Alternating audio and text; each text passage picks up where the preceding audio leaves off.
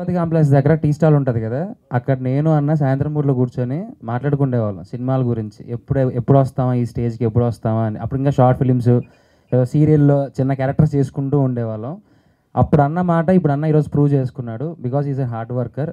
ఎంత కష్టపడతాడన్న విషయం నేను కూడా లైవ్లో చూశాను అన్నని.